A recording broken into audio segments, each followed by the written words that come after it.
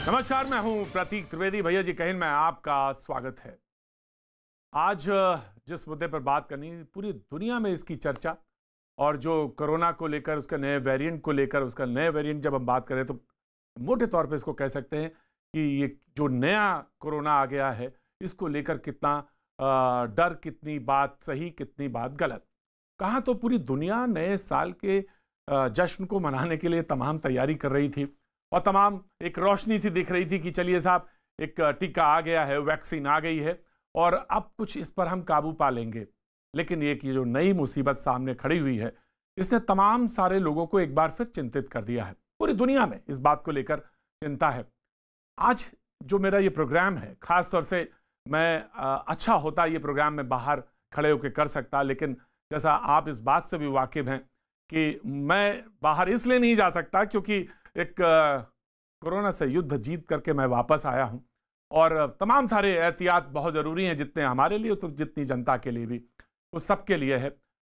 आज जो प्रोग्राम है वो खास तौर से इसलिए कि दुनिया भर के तमाम जो एक्सपर्ट्स हैं, डॉक्टर्स हैं, वो हमारे साथ हैं और उनसे हम बातचीत करेंगे। और बातचीत सिर्फ बातचीत वाली नहीं, इसमें तमाम सवाल बस जो आपके दिमाग में है, जो मेरे दिमाग में आएंगे, वो मैं पूछता चलूँगा और कोशिश करेंगे कि एक 1.25 घंटे के प्रोग्राम में वो तमाम सारी जानकारियां हासिल कर ली जाएं।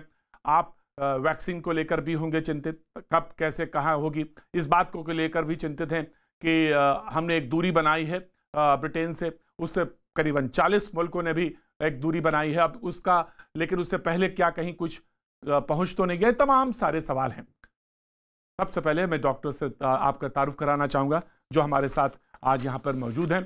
डॉक्टर जमील मुजफ्फर साहब हैं, MD हैं, मोफेट cancer centre, Tampa Florida, USA से। बहुत बहुत शुक्रिया सर, बहुत बहुत शुक्रिया हमारे साथ जुड़ने के लिए। डॉक्टर कृष्ण कुमार है, paediatric and emergency medicine specialist, college of orthopaedic medicine, New York से। बहुत बहुत शुक्रिया डॉक्टर साहब हमारे साथ जुड़ने के लिए। डॉक्टर विक्रम तावलकर साहब हैं, स्पेशलिस्ट रिप्रोडक्टिव मेडिसिन, यूनिवर्सिटी और कॉलेज ऑफ लंदन हॉस्पिटल से। उनका भी बहुत बहुत स्वागत है डॉक्टर साहब, thank you so much. Doctor Shekhar Mande, DGCSIR, ये वो संस्था, ये वो जगह जहाँ से तमाम सारे सवालों के जवाब पिछले 8-9 महीने से हमको मिलते रहे। डॉक्टर शेखर मांडे हमारे साथ मौजूद हैं। बहुत बहुत शुक्रिया डॉक्टर साहब, थैंक यू सो मच। और doctor Swati Maheshwari, internal medicine, और पिछले, इनके बारे में कह सकता हूँ, पिछले 8-9 महीने में ये एक विजिबल फेस रहा है मीडिया में। तमाम सारे सवालों को लेकर लगातार ये आती रही हैं और तमाम सवाल इनके मिलते रहे, और एक लंबे समय तक ये इन्होंने विदेश में भी प्रैक्टिस की है और हमारे साथ मौजूद है। डॉक्टर स्वाति महेश्वरी, आपका भी बहुत बहुत स्वागत है। सबसे पहले मैं जी हाँ, डॉक्टर विक्रम तावलकर साहब के ही पास जाना चाहूँगा, क्योंकि जहाँ नया चीज़ है, जहाँ से हम लोग को तमाम सारी चीज़ें समझ में आ रही हैं कि क्या हो गया क्या हो गया, वही डॉक्टर विक्रम, मैं ये जानना चाहता हूँ कि ये जो आपका ग्रुप है जिसने आइडेंटिफाई किया और ये माना गया कि आपके यहाँ सबसे ज़्यादा टेस्ट हैं, सबसे ज़्यादा टेस्ट हो रहे हैं, तो आपने उसको आइडेंटिफाई किया। लेकिन ये क्या, ये इस बात को कि साउथ अफ्रीका में से आपके यहाँ ट्रैवल हुआ, ये भी है, लेकिन ये कितना खतरनाक है, ये सवाल दिमाग में सबके आता है, ये कितना खतरनाक है वायरस, और ये जो नया वायरस है ये मतलब किस तरह से असर डाल रहा है, ये बिल्कुल बेसिक सवाल जो सब जानना चाहते हैं। डॉक्टर विक्रम। धन्यवाद प्रतीक जी। ये जो म्यूटेशन है, ये जो नया स्ट्रेन है वायरस का, वो सितंबर में आइडेंटिफाई हुआ। शायद यूके में हुआ क्योंकि यहाँ पे टेस्टिंग, जीनोमिक टेस्टिंग, जो जेनेटिक वायरस की कोड होती है, उसका टेस्टिंग बहुत ज़्यादा प्रमाण में होता है। दुनिया के almost half of the genomic sequencing testing यहाँ पे होती है, तो जाहिर है कि यहाँ पे कुछ ना कुछ म्यूटेशन मिलना लाजमी था। म्यूटेशन मिलने के बाद उसको देखा गया, स्टडी किया गया, क्योंकि वायरस तो म्यूटेट होते जाते हैं। कुछ म्यूटेशंस इंपॉर्टेंट होते हैं, कुछ म्यूटेशंस ऐसे ही फिजल आउट हो जाते हैं। तो ये म्यूटेशन इन्फेक्शंस बढ़ाने लगा। तब अभी अक्टूबर-नवंबर में जो इन्फेक्शंस हुए, उसमें पता चला कि ये म्यूटेशन सबसे ज़्यादा है। इसीलिए उसका स्टडी किया गया, उसमें पता चला कि ये 70% ज़्यादा आसानी से फैलता है। पर अच्छी बात यह है कि अभी तक इस पर्टिकुलर स्ट्रेन से ऐसा पता चलता है कि कोई सीरियस इलनेस, न तो बड़ा खतरा ऐसा नहीं है जो पिछली स्ट्रेन में नहीं देखा गया था। तो इन्फेक्शन वैसे ही होगा, उसके सिम्पटम्स उसकी जाँच वैसे ही होगी और ऐसा नहीं लगता कि इससे ज़्यादा लोग मरेंगे, जो इन्फेक्शन होता है तो। नहीं तो ज़्यादा सीरियस इलनेस होगा। सिर्फ़ एक प्रॉब्लम हो जाता है क्योंकि ये आसानी से फैलता है, सो ज़्यादा प्रिकॉशंस लेने की ज़रूरत है सो दैट नंबर ऑफ लोग जो इन्फेक्ट हो जाते हैं, उनको कम रखना है। नहीं तो हॉस्पिटल में बहुत तादाद बढ़ जाएगी पेशेंट्स की और फिर केयर देना मुश्किल हो जाएगा, इसीलिए लॉकडाउन किया गया है। पर ऑफ कोर्स डॉक्टर साहब एक सवाल है जो सबके दिमाग में है। आप कहते हैं कि इसकी मोर्टालिटी रेट ज्यादा नहीं है, आप एक तरफ ये कहते हैं कि 70% ज्यादा तेजी से फैलता है, तो जब आप 100 हो रहे थे तो 170 हो गए, ये भी एक सवाल दिमाग में आता कि अगर 100 हो रहे थे तो 170 हो गए। अब उस 170 में जो रेशियो निकालेंगे उससे तो मोर्टालिटी रेट निकालेंगे तो निश्चित तौर से ज्यादा है और घबराहट इसी वजह से ज्यादा हो रही है। डॉक्टर विक्रम। हाँ, हाँ, तो वही मैंने कहा कि नंबर्स बढ़ेंगे। तो ऐसा देखा जाएगा तो एक आदमी के लिए अगर मुझे ये पहले वाला स्ट्रेन होता है, नहीं तो नया स्ट्रेन होता है, मेरे खुद के लिए रिस्क मोर और लेस वही रहेगा कि ये नया स्ट्रेन ज़्यादा खतरनाक है, मुझे मार डालेगा, ऐसा नहीं है। पर क्योंकि ये आसानी से फैलता है, एक पब्लिक हेल्थ पॉइंट से जो गवर्नमेंट है, जो हॉस्पिटल्स हैं, उनके हिसाब से ये खतरनाक होगा क्योंकि ज़्यादा से ज़्यादा लोगों को ये इन्फेक्ट कर सकता है। और अगर वल्नरेबल लोग हैं, अगर एल्डरली लोग हैं, कोई इम्यून सप्रेस्ड लोग हैं, उनको ये ज़्यादा फैलता है तो उनके ऊपर प्रेशर आएगा क्योंकि ज़्यादा से ज़्यादा लोग आएँगे और वो फिर उनके लिए प्रॉब्लम हो सकते हैं क्योंकि मोर्टालिटी रेट कम्युनिटी में ज़्यादा होगा। पर एक आदमी के हिसाब से, एक इंडिविजुअल के हिसाब से ऐसा नहीं कि ये वायरस ज़्यादा खतरनाक है। कम्युनिटी, सोशल के हिसाब से यस नंबर्स बढ़ेंगे तो हेल्थ सिस्टम पे प्रेशर बहुत बहुत आ सकता है। और ये इसीलिए ये बहुत इंपॉर्टेंट इश्यू है कि हेल्थ सिस्टम पे बहुत दबाव आ सकता है और ये शायद अपने मुल्क के लिए, जहाँ तक भारत की बात है, ये पॉइंट जो है बहुत इंपॉर्टेंट है। डॉक्टर स्वाति माहेश्वरी, मैं आपकी तरफ रुख करना चाहता हूँ, उसके बाद में न्यूयॉर्क डॉक्टर साहब मौजूद हैं, मैं उनकी तरफ जाऊँ। मैं आपसे जानना चाहता हूँ कि इसमें नया क्या था, इस वायरस में नया क्या था।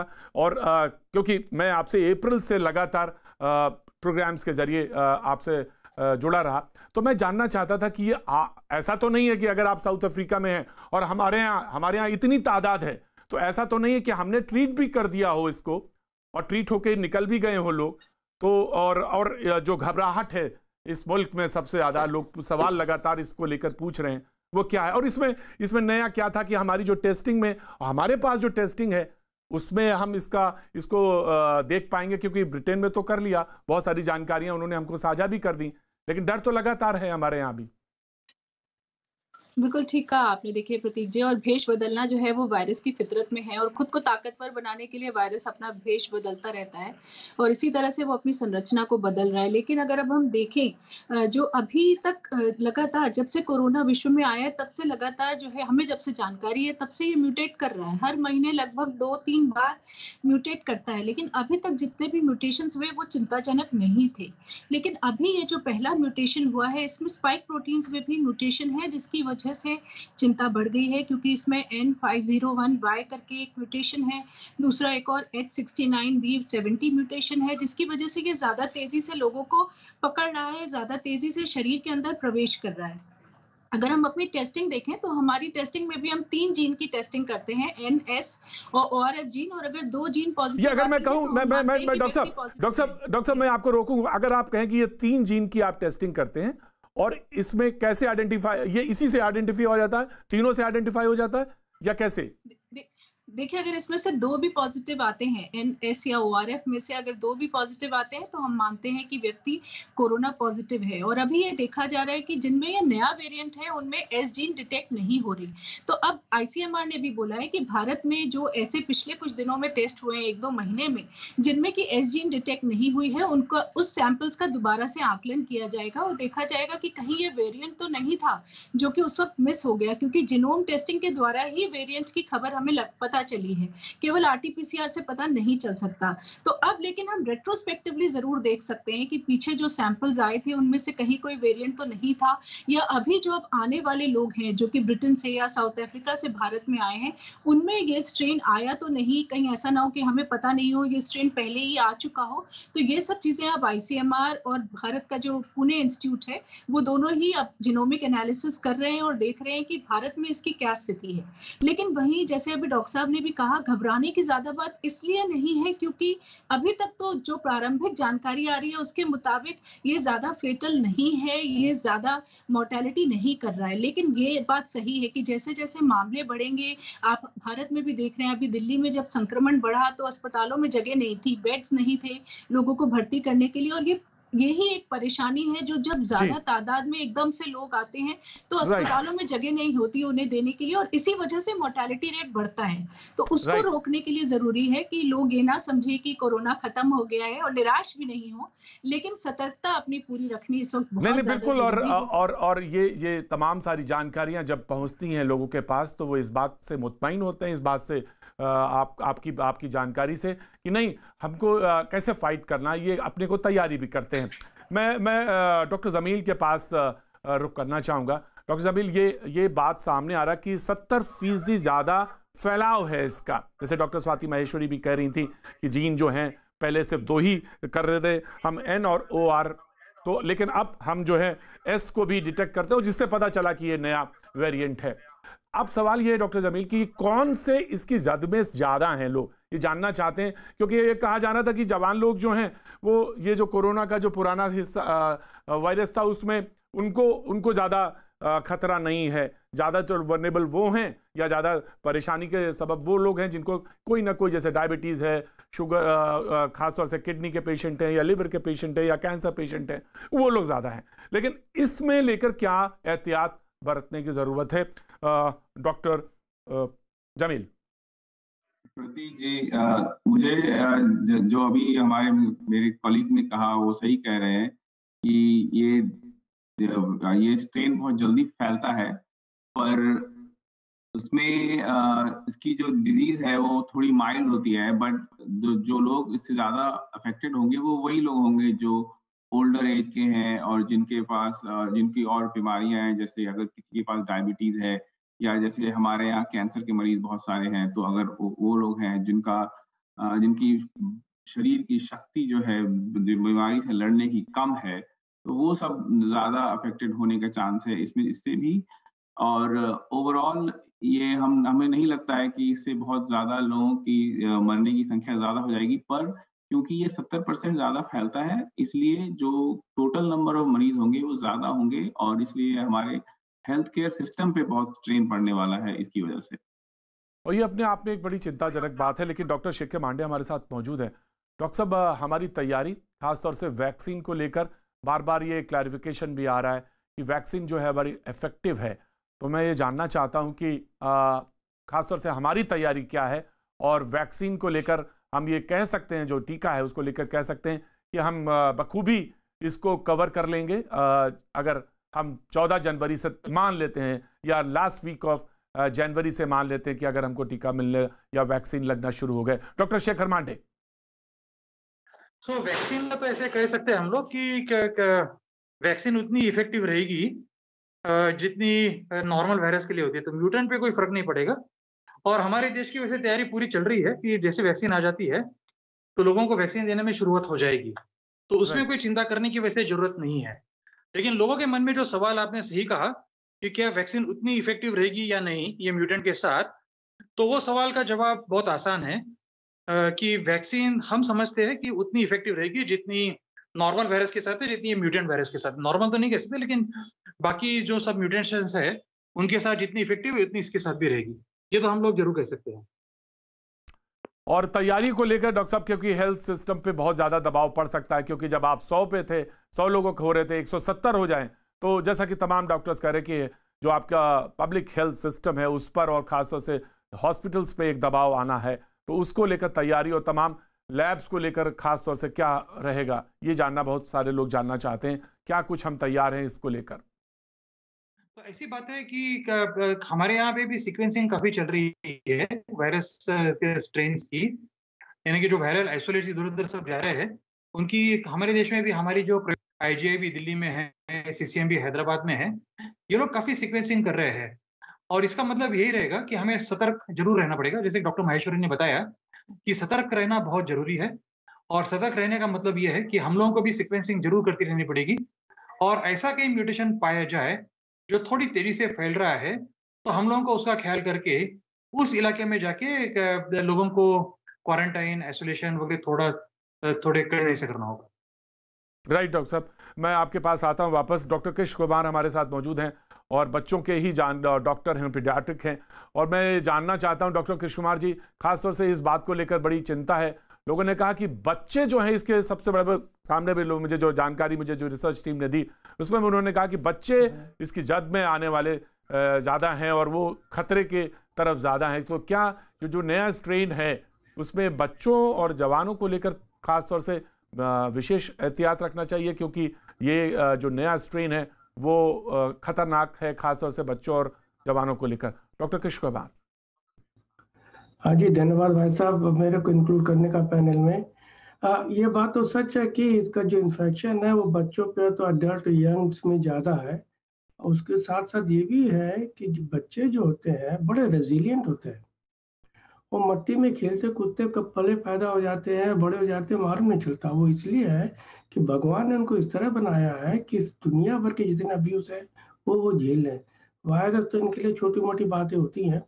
बच्चों के पास कम से कम एक साल में 4-6 वायरल इन्फेक्शन होते रहते हैं, तभी बच्चे की यूजुअली सेहत में कोई असर नहीं होता है। उसी तरह आपके यंग एडल्ट हैं, उनके यूजुअली सेहत में कोई असर नहीं होता। दूसरी चीज़ ये है कि बच्चों में, यंग एडल्ट में इतनी कॉमन बीमारियां भी नहीं होती जितने बूढ़े लोग की होती हैं।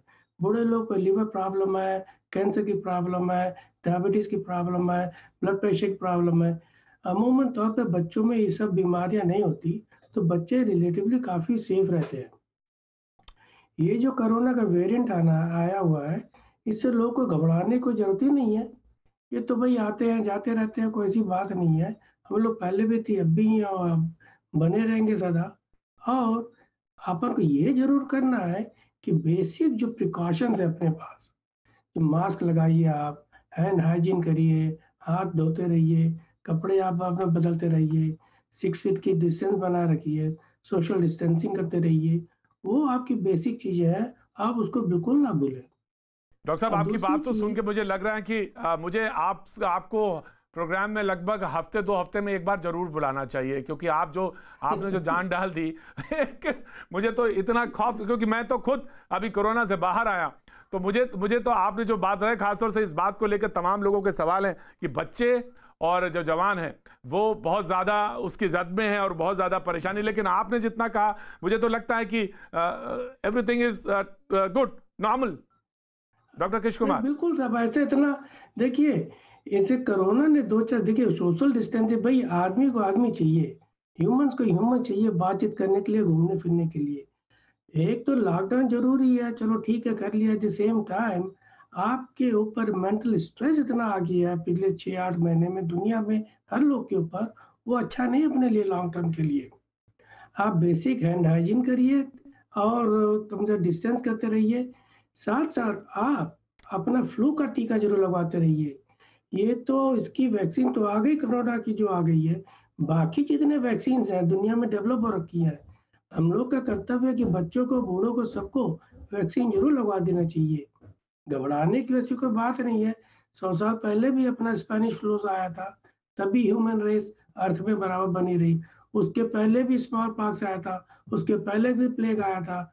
ये तो आती जाती रहती दुनिया की। सर्वाइवल जो है डॉक्टर विक्रम, राइट, मैं आपके पास आता हूं। लेकिन डॉक्टर विक्रम, हम हाथ तो पहले भी धो रहे थे, मास्क भी लगा रहे थे, और जहां तक सोशल डिस्टेंसिंग का सवाल है मोर और लेस पालन कर रहे थे। मैं आ रहा हूं, डॉक्टर शेखर मांडे कुछ साथ जोड़ेंगे इसमें। हम ये सारी चीजें कर रहे थे, लेकिन फिर भी हमारे सामने, जैसा डॉक्टर स्वाति माहेश्वरी कर रही थी, शायद महीने में ये 2 बार म्यूटेंट हो रहा था, यानी भेष बदल रहा था वायरस।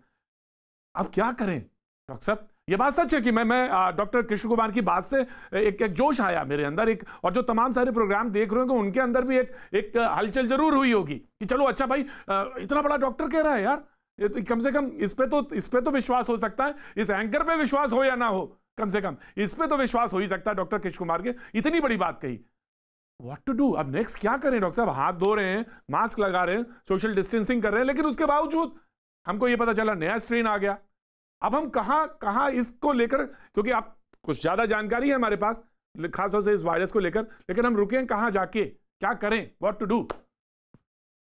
जैसे आपके बाकी वक्ताओं ने कहा, मैं उनकी पुष्टि करूंगा कि वही करना है जो आपने इनिशियल लॉकडाउन में मार्च अप्रैल में किया। पैनिक करने की, डरने की जरूरत नहीं है। कोरोना ज्यादा से ज्यादा लोगों में सीरियस इलनेस नहीं तो डेथ नहीं करता है। जो कोई वल्नरेबल है उनको ज्यादा प्रोटेक्शन लेना पड़ता है, पर एक आम आदमी के लिए यही चीजें वापस करना है और करते रहना है, जैसे मास्क है, सोशल डिस्टेंसिंग है, हैंड सैनिटाइजेशन है, दूरी रखना है। ये सब चीजें बहुत बहुत क्रूशियल हैं। अगर आप ये करते हैं और इसको मिस नहीं करते जब आप बाहर जाते हैं, लोगों से इंटरेक्ट करते हैं अपने काम में, अपने सोशल सर्कल में, तो अगर आप ये करते हैं तो यही करना बहुत बहुत काफी है। बाकी आपकी प्रतिकार शक्ति इतनी अच्छी है कि ज्यादा से ज्यादा मेजॉरिटी लोगों में इस इन्फेक्शन को फाइट करने की ताकत ऑलरेडी है और वो ज्यादा डैमेज नहीं कर सकता। ऑल आपको करना है कि खुद को और आपके परिवार को, आपके फ्रेंड्स को बचाना है, ताकि आप ये बेसिक चीजें, जब तक ये वायरस पूरा नहीं चला जाता, इसको साल लग सकता है, 2 साल लग सकते हैं, और भी ज्यादा लग सकते हैं, क्योंकि जो लोग थोड़े से साल 1 साल 2 साल भी लग सकते हैं। हाँ, क्योंकि कम्युनिटी में वायरस ऐसा नहीं जाएगा, वो कहीं ना कहीं किसी न किसी के आदमी के थ्रू ट्रांसमिट होता जाएगा। 100% लोग इसका पालन नहीं करेंगे, कुछ वल्नरेबल लोग होंगे, उनमें ये वायरस रह जाएगा। वैक्सीनेशन को टाइम लगेगा, बिलियंस ऑफ लोगों को वैक्सीन देना बाकी है। 60-70% तक जब वैक्सीन मिलेगा तभी ये कम्युनिटी में इम्यूनिटी बन जाएगी। तो जब तक ये नहीं होता, हम सबको यही बेसिक सैनिटेशन, हाइजीन के मेजर्स करने हैं और बिलीव करना है, क्योंकि बॉडी फाइट कर सकती है इन्फेक्शन को। सिर्फ प्रिकॉशंस बहुत बहुत बहुत जरूरी हैं। डॉक्टर जमील, मैं आपके पास एक सवाल लेके आना चाहता हूं। एक सवाल, मैं जब आज ये प्रोग्राम प्लान कर रहा था तो मुझे किसी ने कहा कि एक मेरा सवाल पूछ लीजिएगा।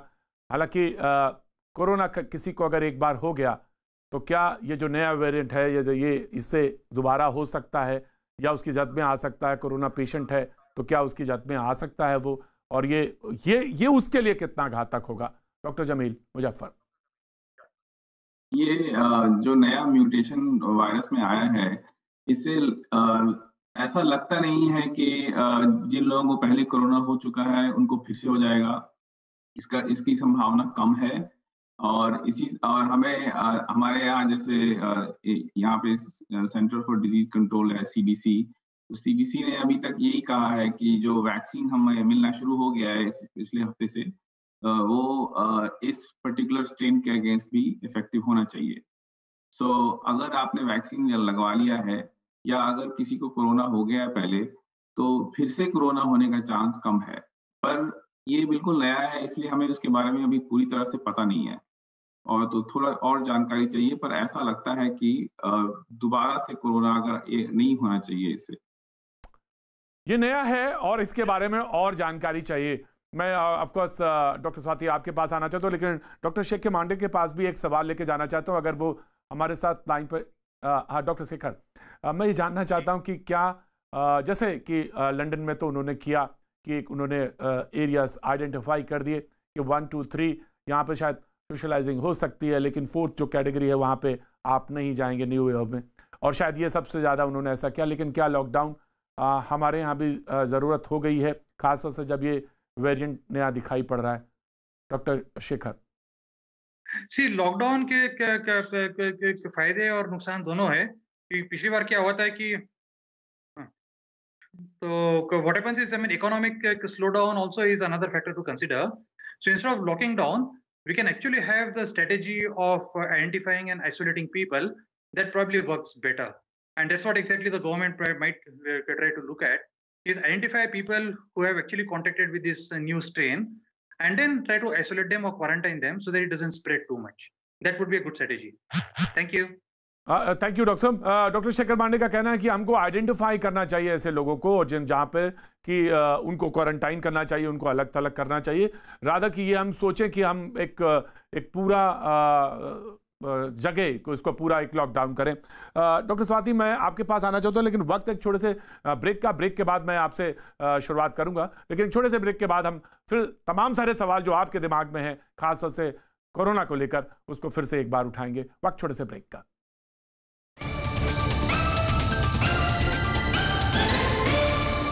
भैया जी कहीं में आपका एक बार फिर स्वागत है बातचीत के सिलसिले को जोड़ने के लिए। आज खास तौर से कोरोना पर बातचीत करते हुए वैक्सीन पे लेकर तमाम सारे सवाल, लेकिन उससे बड़ा सवाल इस वक्त ये कि इंग्लैंड में जिस तरह से, ब्रिटेन में जिस तरह से वो नया स्ट्रेन वायरस का निकला और आया, उसको लेकर तमाम सारे सवाल, कहीं डर भी, कहीं कुछ बात उन सवालों को लेकर भी कि खासतौर से इसकी तैयारी किस तरह। डॉक्टर स्वाति महेश्वरी से मैंने कहा था ब्रेक पे जाने से पहले मैं आपके पास आऊँगा, वहीं से शुरू करूँगा, लेकिन खासतौर से ये कहा गया कि जब मैं बात कर रहा था आप सारे लोगों से कि विजिलेंट रहने की बहुत ज़रूरत है, होशियार रहने की बहुत ज़्यादा ज़रूरत है, और ख़ासतौर से ये जो है मोर्टेलिटी रेट में जो है कोई बहुत ज़्यादा फ़र्क नहीं आएगा।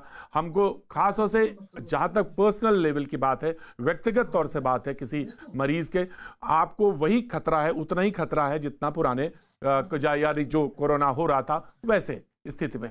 अब सवाल ये है कि हमें विजिलेंट रहने की जब आप बात कहते हैं तो हम तो सारी चीज़ें, एहतियात तो सारे बरत ही रहे हैं, हम मास्क लगा रहे हैं, हम हाथ धो रहे हैं, हम 2 गज की दूरी रख रहे हैं, लेकिन उसके बावजूद हम उसकी जद में आ रहे हैं ये अभी तक। और हम एक सवाल इसी में और जोड़ना चाहते हैं, जब हम अप्रैल में थे और अब हम दिसंबर में हैं, तो अब हम ये कह सकते हैं कि हम कुछ ज़्यादा जानकारी के साथ मौजूद हैं और हम स्पेसिफिकली ये कह सकते हैं इसके बारे में कि नहीं ऐसा हो रहा है जैसा कि आपने तमाम सारी जानकारियां दी और ऐसा बचाव किया जा सकता है। डॉक्टर स्वाति महेश्वरी। बिल्कुल प्रतीक जी, आपने ठीक कहा। अप्रैल से अगर अब हम देखें, आज जहां हम लोग खड़े हैं, पूरा विश्व जहां खड़ा है, हमारी जानकारी वायरस को लेकर बहुत ज़्यादा बढ़ चुकी है। और आज देखिए अमेरिका में और ब्रिटेन में ऑलरेडी टीके लगाए जा रहे हैं कोरोना वैक्सीन के, और बस कुछ दिनों की बात है और भारत में भी ये वैक्सीन जल्द ही उपलब्ध होगी, तो घबराने की बात नहीं है। और जिस तरह से अभी सभी शोधकर्ता कह रहे हैं कि ये वैक्सीन भी कारगर होगी, म्यूटेशन के बावजूद भी जो भी लोगों को लगाई जाएगी उनको सुरक्षित रखेगी, तो बस थोड़े समय की बात है। और जो सतर्कता हम रखते आ रहे हैं, और देखिए ताज्जुब की बात है प्रतीक जी की हेल्थ इमरजेंसी है, और हेल्थ इमरजेंसी को डील करने के लिए भी आज दवाइयाँ उतनी कारगर नहीं है जितना कि मास्क है, जितना कि सोशल डिस्टेंसिंग है। तो लोगों को इसकी अहमियत समझना बहुत ज़रूरी है, और यही शुरू से हमारी मुहिम भी रही है लोगों को समझाने की, क्योंकि नया वायरस है।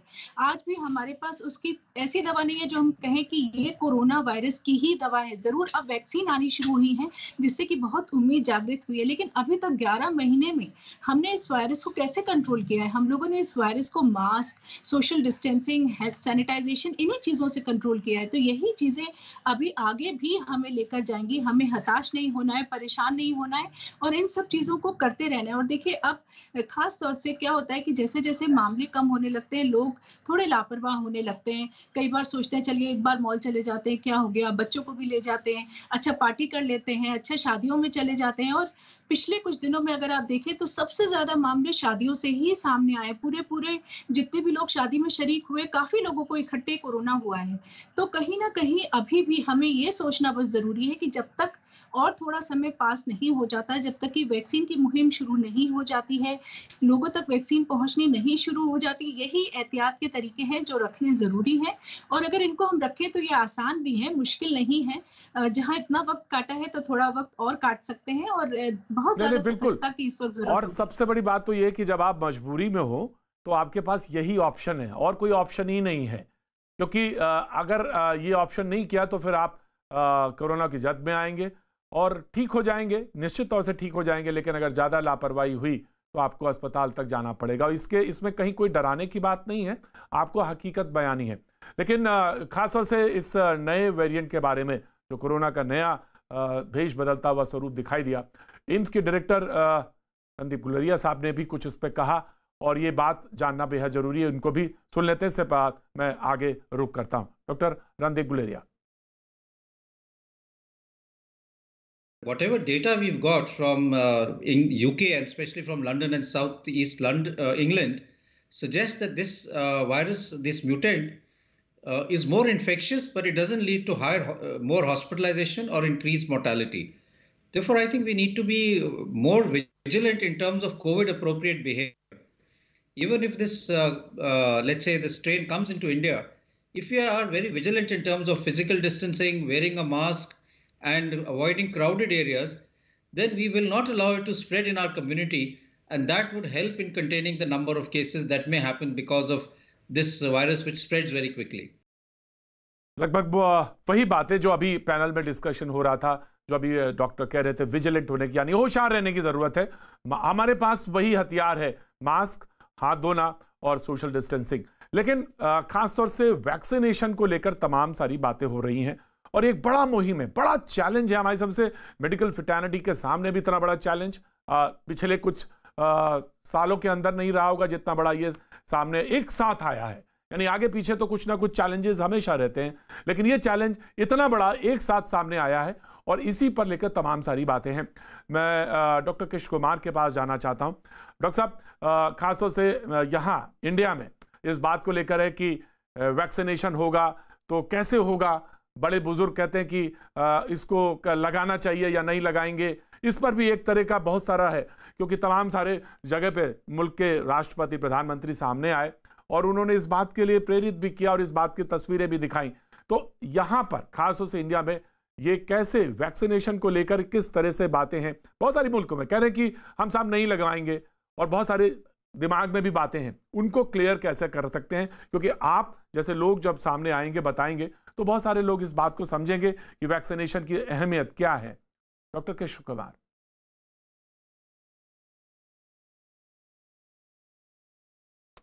मार्च अप्रैल 2020 में मेरे पास ऑलरेडी एंटीबॉडीज थी, मतलब नेचुरल वैक्सीनेशन मेरा हो गया था।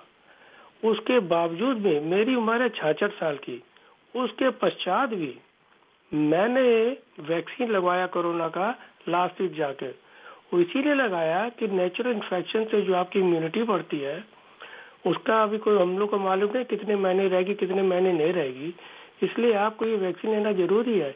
एक चारा रह गया अपने सामने ताकि हमको इसका ट्रांसमिशन इसको ब्लॉक कर सके वायरस का।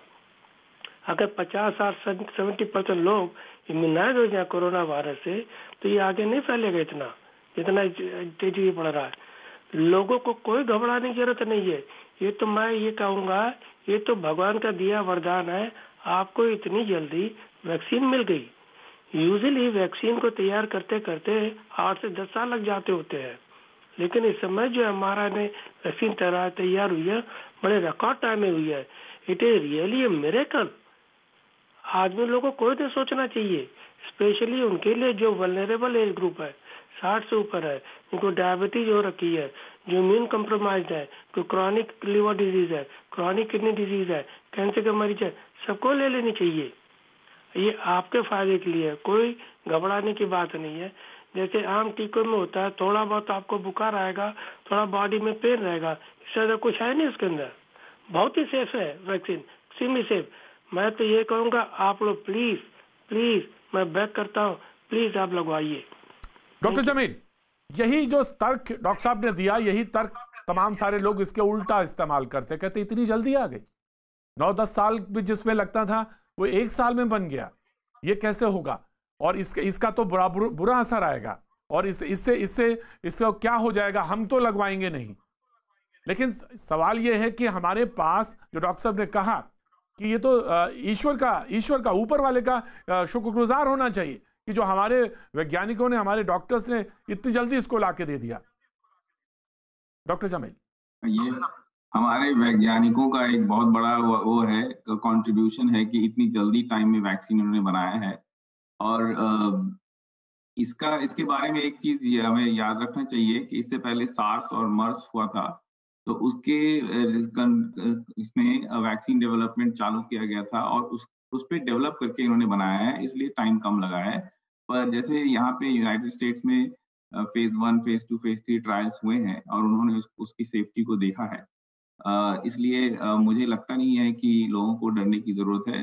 जितना एक कहावत है कि जब आपके पास मुसीबत आती है तो आप उस पर और ज्यादा मेहनत कम ज़्यादा करते हैं, और यही हुआ है कि लोगों ने और ज़्यादा एफर्ट लगाया है और इसलिए वैक्सीन जल्दी आई है। जैसे यहाँ पे ऑपरेशन वार्प स्पीड हमारे यूएस गवर्नमेंट ने किया था, जिसकी वजह से उन्होंने बहुत ज़्यादा एफर्ट लगाया और वैक्सीन जल्दी आया और उसको डिस्ट्रीब्यूट भी उन्होंने बहुत जल्दी किया है। तो it was a concentrated effort कि सब कुछ जल्दी किया जाए। लोगों को पता है कि it is a very critical thing, बहुत कम समय में बहुत सारी चीज़ें करनी है। तो इसलिए मुझे नहीं, और यहाँ पे वैक्सीन लगाना शुरू हो गया है और अभी तक हमने कोई ज़्यादा दिक्कत देखा नहीं है।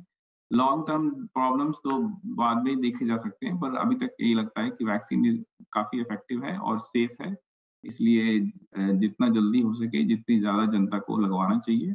और right. US government for example department of defence and health human resources, वो लोग लगे हुए हैं कि जल्दी से जल्दी कम से कम 30 से 40% जनता को वैक्सीन लगवा दें, और इंडिया में भी यही होना चाहिए। इंडिया में भी यही होना चाहिए। बार बार डॉक्टर्स इस बात के कह रहे हैं कि आपको आगे आना चाहिए। और लोग जहाँ तक वैक्सीन देने का सवाल है, एक कैटेगरी बनाई गई है, उनको उस पर भी हम बात करेंगे कि किस तरह से उसको फॉलोअप करना है, किस तरह से आगे आना। लेकिन डॉक्टर विक्रम हमारे साथ लंदन से मौजूद हैं। मैं उनसे उनकी तरफ जाना चाहता हूं, उनसे बात करना चाहता हूं। डॉक्टर विक्रम, वैक्सीन को लेकर ही बात हो रही है। वैक्सीन को लेकर ये बात कही जा रही है कि कहाँ किसको कौन सा जो कैटेगरी है उस पर ज़्यादा तवज्जो देने की या ध्यान देने की ज़रूरत है, उस पर कॉन्सेंट्रेट करने की ज़रूरत है।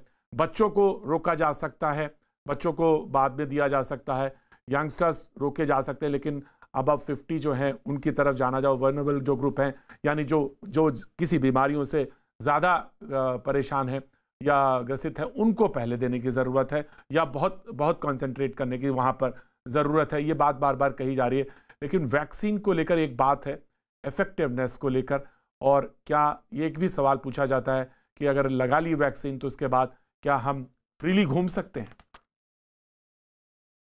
ये बहुत अच्छी बात है कि आपके प्रोग्राम से एक पॉजिटिव मैसेज आ रहा है कि वैक्सीन लें। बाकी वक्ताओं को भी मैं बहुत कॉन्ग्रेचुलेट करूंगा कि ये पॉजिटिव मैसेज आ रहा है। अगर आपको वैक्सीन लगती है तो लॉन्ग टर्म इसका कितना प्रोटेक्शन, कितना सेफ्टी रहती है, ये ऑफ कोर्स बाद में पता चलेगा। सब चीज़ें अभी नहीं पता चलेंगी। ये वैक्सीन जो है वो हज़ारों वॉलंटियर्स में चेक की गई हैं। मैं भी एक वैक्सीन ट्रायल का हिस्सा था और उसमें पता चला है कि वैक्सीन बहुत सेफ है। आप जाके ले सकते हैं, इसका कोई भी प्रॉब्लम हेल्थ पे नहीं आ रहा है सामने। इफेक्टिवनेस तो बहुत अच्छी है, 70% से लेके 95% ऑफ वैक्सीन इफेक्टिव है। तो आपको ये इन्फेक्शन शायद नहीं होगा, और होगा तो भी बहुत माइल्ड होगा। तो ये कब तक आपको प्रोटेक्ट करेगा, इस पे एक आशंका है कि 6 महीने से लेके साल तक तो जरूर करेगा। इसके आगे भी कर सकता है, पर आगे जाके जैसे स्टडीज होते रहेंगे हमको ज्यादा पता चलेगा। ऐसा हो सकता है कि आपको बूस्टर्स लेने पड़े, तो अभी आप एक वैक्सीन और उसका बूस्टर लेते हैं, अगले साल आपको फिर से ये रिपीट करना पड़े, जैसे हम फ्लू के वैक्सीन का करते हैं। थोड़ा सा चेंज होता है वायरस में, तो वो नए स्ट्रेन्स लाके फिर हर एक साल को आपको बूस्टर देते हैं ताकि आपकी प्रतिकार शक्ति, इम्यूनिटी बनी रहे। गर्भवती महिला और बच्चों को छोड़ के बाकी कोई भी ये वैक्सीन ले सकता है। पहले ऑफ कोर्स प्रायोरिटी जो है, जो 60 के ऊपर लोग हैं, डायबिटीज है, कोई इम्यूनिटी का प्रॉब्लम है, कैंसर पेशेंट्स हैं, उनकी प्रतिकार शक्ति कम है, उनको ऑफ कोर्स ये पहली प्रायोरिटी मिलनी चाहिए। बहुत बहुत बहुत रेयरली अगर लोगों को एलर्जी है तो उनको एक पर्टिकुलर टाइप का वैक्सीन नहीं लेना चाहिए, उनको दूसरा वैक्सीन मिल सकता है। पर ओवरऑल मैसेज यही है, जब आपको वैक्सीन मिल सकती है, आपकी हेल्थ सिस्टम आपको ऑफर करती है, प्लीज जाके वैक्सीन ले। यही एक ही तरीका है जिससे ये पैंडेमिक खत्म होगा। बहुत बड़ी बात है, और हम इसका इंतजार कर रहे थे कि वैक्सीन आए, लेकिन अब जब से आ गई तो तमाम सारे सवाल उठाने लगे। मैं डॉक्टर स्वाति माहेश्वरी के पास जाना चाहता हूं। डॉक्टर साहब, क्या कोई जानकारी आपके पास है, ये जो इस बात के कहे कि वैक्सीन में जो तमाम कंपनियां हैं उसमें हमको ऑप्शंस भी होंगे, या जो बाकी सारी हैं जो भी उपलब्ध हैं या जो गवर्नमेंट के थ्रू आ रही हैं वो इफेक्टिव हैं? क्योंकि कुछ ऐसे लोग हैं जिन्होंने कहा कि नहीं, वहाँ पे अगर फाइजर की है तो वो जो उसको जो रखने का जो प्रक्रिया है वो -40 या -30 है, तो वो बाहर ज़्यादा इफेक्टिव है। यहाँ जो हमको दी जा रही है पता नहीं वो इफेक्टिव है या नहीं है। इस पर भी तमाम सारे सवाल लोगों ने पूछा, तो इस पर कोई जानकारी शेयर कर सकते हैं डॉक्टर स्वाति माहेश्वरी, वैक्सीन को लेकर और उसको उसका जो हमको मिलेगी ऑप्शंस जो इंडिया में हैं वो कितने कितने बेहतर हैं? बहुत अच्छा सवाल है प्रतीक जी, और खास तौर से इस वक्त जो हमारे श्रोता हैं उन सभी को ये जानना बहुत ज़रूरी है कि भारत में भी जो स्वदेशी वैक्सीन बनाई जा रही है और जो एस्ट्राजेनेका की वैक्सीन बन रही है वो उतनी ही कारगर होगी जितनी कि इस वक्त फाइजर या मॉडर्ना की वैक्सीन बाहर लगाई जा रही है। और शायद लोगों को ये बात नहीं पता होगी कि कॉन्वैक्सिन वैक्सीन जो कि हमारी स्वदेशी वैक्सीन है उसको बनाने के लिए अब अमेरिका की कंपनी भी आगे आई है, जो कि अमेरिका इस वैक्सीन को लेकर जाना चाहती है। तो आने वाले समय में हमारी स्वदेशी वैक्सीन दूसरे देशों तक भी पहुंचेंगी, ये केवल भारत तक सीमित नहीं रहेंगी। जैसे जैसे उत्पादन बढ़ेगा तो ये बाकी देशों तक भी पहुंचेगी। अब पहली कौन सी वैक्सीन आएगी ये अभी कहना मुश्किल है। जहां तक है एस्ट्राजेनेका की वैक्सीन जो कि सीरम इंस्टीट्यूट ऑफ पुणे ही बना रहा है, उम्मीद है वो वैक्सीन लग रहा है कि सबसे पहले आएगी और उसके बाद भारत बायोटेक की कॉन्वैक्सिन वैक्सीन भी आने में ज्यादा वक्त नहीं लगाएगी। और बहुत अच्छी बात यह है कि सरकार ने समय से इसके लिए कदम उठाए हैं, पूरा रोड मैप बना लिया है कि किस तरह से किन लोगों को पहले ये वैक्सीन लगाई जाएगी, किस तरह से इसका वितरण होगा, किस तरह से चरणबद्ध तरीके से किया जाएगा। क्योंकि हम 80% अपनी जनता को, लगभग 70% अपनी जनता को हम ये वैक्सीन लगाना चाहते हैं ताकि सामूहिक इम्यूनिटी डेवलप हो, जिसे हम हर्ड इम्यूनिटी बोलते हैं। और उसके लिए पूरा खाका तैयार हो चुका है कि पहले 30-35 लोगों को जून जुलाई तक 30-35 करोड़ लोगों को जून जुलाई तक ये वैक्सीन लगाई जाएगी, जिसमें हेल्थ केयर वर्कर्स हैं, 50 साल से ऊपर की उम्र के जो लोग हैं, जो कोरोना वॉरियर्स हैं, आर्मी के लोग हैं, पुलिस के लोग हैं, उन सबको ही लगाई जाएगी। उसके बाद सरकार ने बोला है कि 50 से कम उम्र के जो लोग होंगे फिर उनको चिन्हित किया जाएगा और लगभग 80 करोड़ भारतीय जनता को ये वैक्सीन लगाने का पूरा प्रोग्राम बन रहा है, जिसमें सेंट्रल की सरकार और राज्य सरकारें सभी मिल करके कोशिश करेंगे कि लोगों तक ये वैक्सीन पहुंचे। तो लोगों को यही समझना जरूरी है कि जो वैक्सीन भारत में अब आएंगी उनको हमें आगे बढ़ करके लगवाना जरूरी है। इसके लिए एप्स बनाई जाएंगी, वेबसाइट्स बनाई जाएंगी जहां आप अपना पंजीकरण करा सकते हैं ताकि आप वैक्सीन ले सके। खासतौर से ऐसे लोग, क्योंकि सबसे ज्यादा लोगों के मन में जो शंका आती है कि मुझे डायबिटीज है, मुझे ब्लड प्रेशर है, तो क्या मैं ये वैक्सीन नहीं लूं या ये वैक्सीन मेरे लिए है या नहीं है। तो इस वर्ग के लोगों को खास तौर से डॉक्टर स्वाति मैं आपको रोकना चाहूंगा इसी सवाल पे, क्योंकि ये सवाल बहुत महत्वपूर्ण है।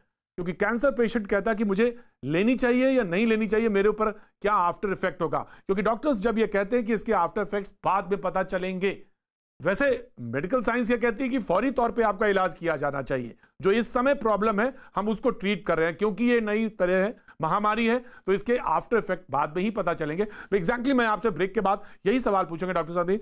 एक वक्त छोटे से ब्रेक का, ब्रेक के बाद मैं फिर हाजिर होता हूं। बने रहिए हमारे साथ, क्योंकि आज वक्त इस समय है जानकारी देने का।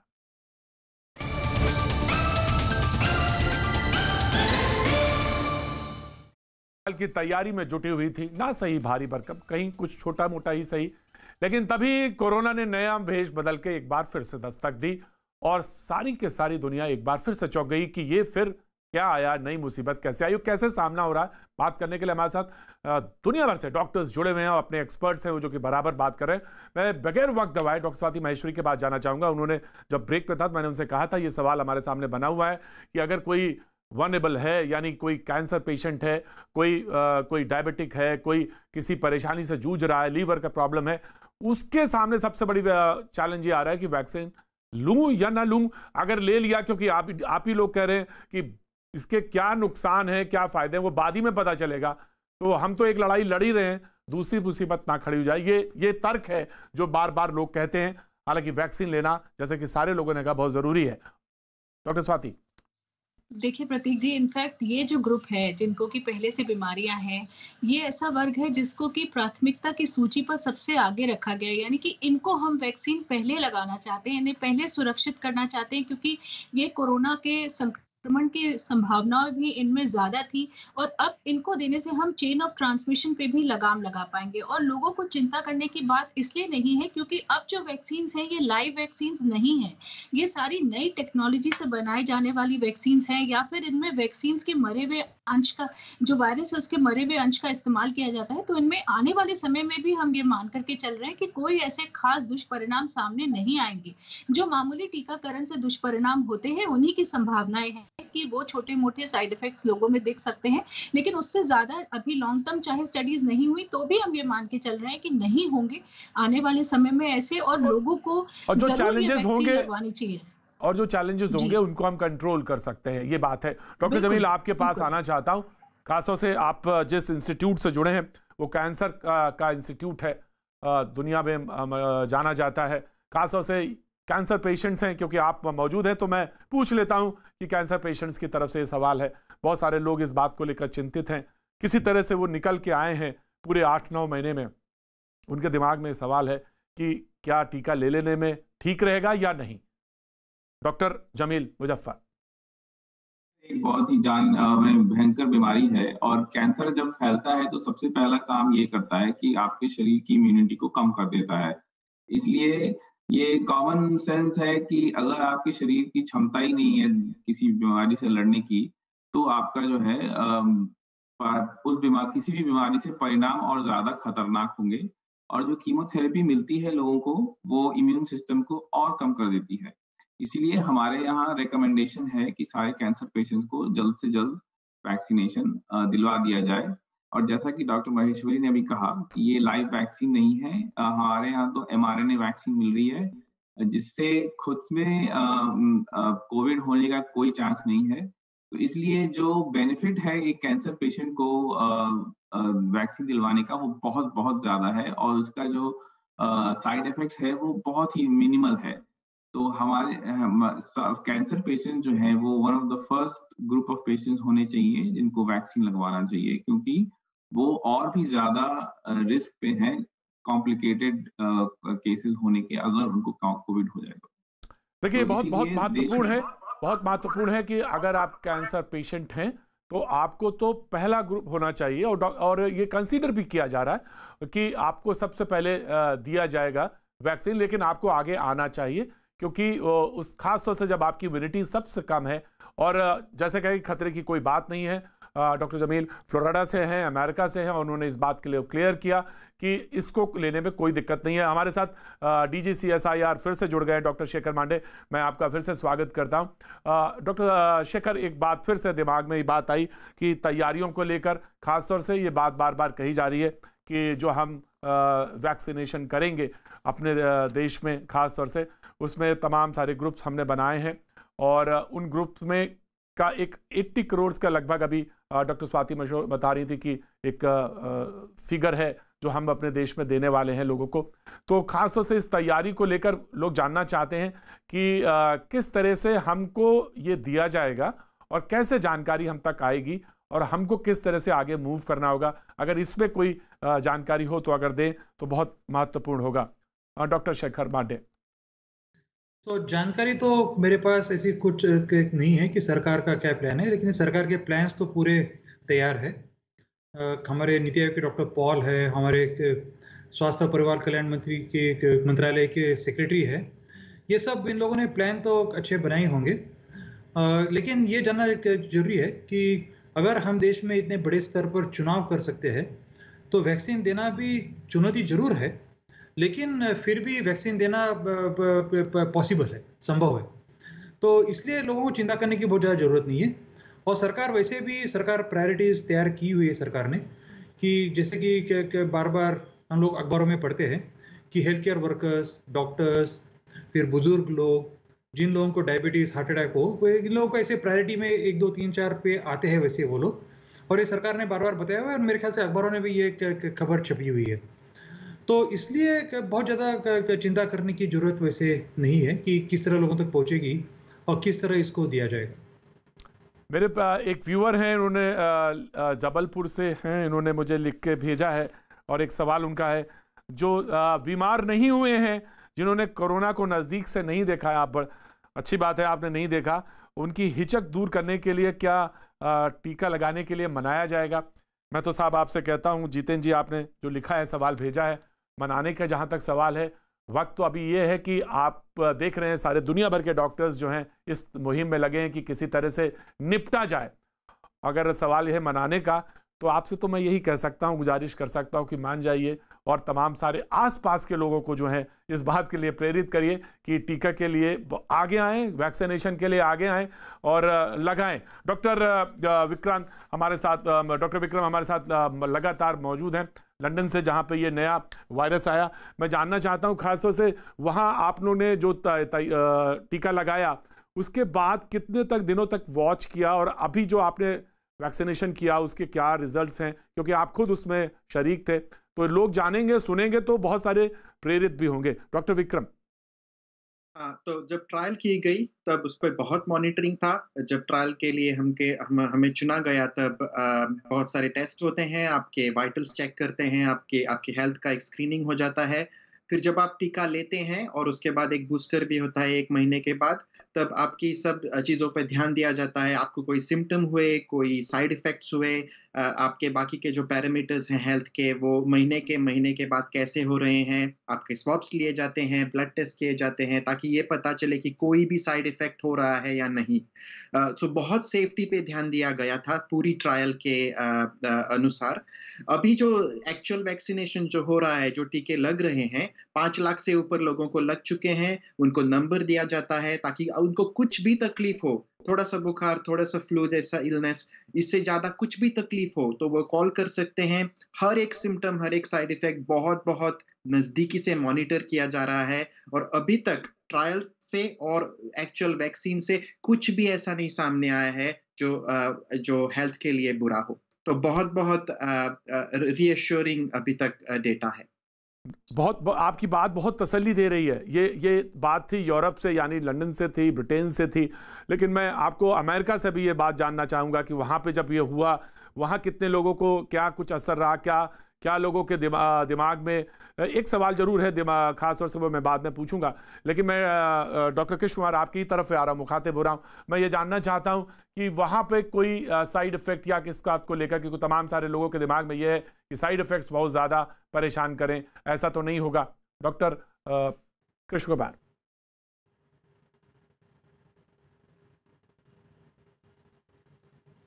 ने आपको वॉलंटियर किया। मैं न्यूयॉर्क में I was one of the first ones to get vaccine. तो थोड़ा बहुत बुखार, थोड़ा बहुत टीके की जगह पे जहाँ लगा था सुई, मेरे वहाँ थोड़ा बहुत मेरे को दर्द हुआ, और तो इससे ज़्यादा नहीं रहा। मैं हकीकत बताता हूँ, मैं कोरोना से पिछले 9 महीने से लड़ रहा हूँ। मेरा काम ही इमरजेंसी मेडिसिन और एम्बुलेंस का है। मैं आपको क्या बताऊँ, जब मैं आता था घर से, जब आता था अस्पताल जाने के लिए इमरजेंसी रूम में, जब आप जिस कॉरिडोर से निकलते होते हो, जब आपके लेफ्ट साइड में, राइट साइड में जब डेड बॉडीज पड़ी हो, तब लोगों को मालूम चलता है कि अरे ये वाकई में बहुत भयानक बीमारी है। ये 1-2 दिन नहीं रहा, हम लोग 1-2 हफ्ते भी नहीं रहा, महीनों चला। उनको देखते ये वो लोग थे जिन्होंने अपने आप को सेक्रीफाइस किया, जो कि रिलेटिवली हेल्दी थे। अब अपने पास पूरी वैक्सीन आ गई है। वैक्सीन से क्या होगा, कम से कम ये जो हमने भयानक दृश्य देखा वो तो हमने देखने को मिलेगा ना। तो मैं तो कहता हूँ सबको दुनिया में। डॉक्टर साहब आपको सैल्यूट है, डॉक्टर साहब आपको सैल्यूट है। मैं बहुत अभिवादन करता हूँ, आपके लिए क्लैप करता हूँ। आप जैसे लोग पूरे हौसला अफजाई करते हैं पूरी देश और दुनिया को, लेकिन जिनको कोरोना हुआ वो बहुत परेशान भी रहे। और ये है कि ऐसी बीमारी जिसमें कि आप इमोशनली बहुत वीक होते हैं, फिजिकली बहुत वीक होते हैं, और बाद में एक ऐसा अजीब से दौर से गुजरते हैं कि लगता है कि पता नहीं क्या हुआ, और एक डिप्रेशन जैसी भी चीज़ बनती है। डॉक्टर स्वाति महेश्वरी, उससे कैसे निपटा जाए, और वो जो लोग परेशान है उससे कैसे निपट के सामने आए? डॉक्टर स्वाति महेश्वरी। बहुत ही स्वाभाविक प्रश्न है ये प्रतीक जी, क्योंकि ये एक ऐसी बीमारी है जिसमें आपके अपने परिजन आपके आसपास नहीं होते हैं। जब हम बीमार होते हैं तो सर दर्द है या कुछ भी परेशानी है तो हमारे घर के लोग हमारा सर दबाने लगते हैं, जबरदस्ती खाना खिलाते हैं, बाथरूम तक लेके आते हैं, और ये सब चीजें कोरोना में नहीं है, क्योंकि आपको बिल्कुल अलग रहने की जरूरत होती है, बल्कि आपका संपर्क टूटता है अपने परिवार से एक तरह से। तो इसलिए इस वजह से इसके साथ बहुत सारा अवसाद भी लोगों के मन में आया, और एक डर भी है कि पता नहीं हम ठीक होंगे या नहीं होंगे, कहीं हमारी तबीयत ज़्यादा खराब तो नहीं हो जाएगी, ऑक्सीजन पे तो नहीं चले जाएँगे। तो ये सब चीज़ें लगातार भय लोगों के मन में रहता ही है। ऐसे में मेरे ख़्याल से सबसे ज़रूरी है, एक आज हम मोबाइल की दुनिया में हैं, तो आप अपने परिवार से मोबाइल के द्वारा ज़रूर जुड़े रहिए और परिवार को भी इस वक़्त ज़रूरी है कि अगर घर में कोरोना के मरीज़ हैं, तो उनका थोड़ा ज़्यादा ध्यान रखें, उनको इमोशनली सपोर्ट करें ताकि वो खुद को अकेला ना महसूस करें। और दूसरा मेरे ख़्याल से अगर उस वक़्त कोई अच्छी चीज़ें हैं, आपकी कोई अच्छी रुचि है, कोई ऐसी चीज़ है, किताबें हैं जो आप पढ़ सकते हैं या इंटरनेट पे जो चीज़ें आप देख सकते हैं, जो आपको रुचि देती हैं, तो उसमें अगर हम थोड़ा-सा अपना मन लगाएँ तो ज़रूर वो हमारे मन को डाइवर्ट करता है और हम हर वक़्त बीमारी के बारे में नहीं सोचते। और वहीं अब ये भी जान लीजिए कि वैक्सीन आ रही है, हमारे पास कुछ ऐसी दवाइयाँ भी हैं जिनसे कि लोग जल्दी ठीक हो जाते हैं, तो बहुत जी। ज़्यादा उम्मीद छोड़ने की ज़रूरत नहीं होगी। थोड़ा-सा संयम की ज़रूरत है उस वक़्त और थोड़ा-सा लोगों की हौसला अफ़ज़ाई की ज़रूरत होती है, जो कि परिवार वाले अगर उस वक़्त करें, तो मेरे ख़्याल से ये जंग आसानी से जीती जा सकती है और जल्द ही ये बुरा वक़्त कट जाएगा। आप लोग सच में ये बात जो कही जाती है, डॉक्टर्स देवदूत हैं, आप निश्चित तौर से आप लोग वही हैं, इसमें कहीं कोई शक नहीं, जो आप हौसला भी बढ़ाते हैं। ये बात सच है कि कैसे लड़ी जाती है जंग।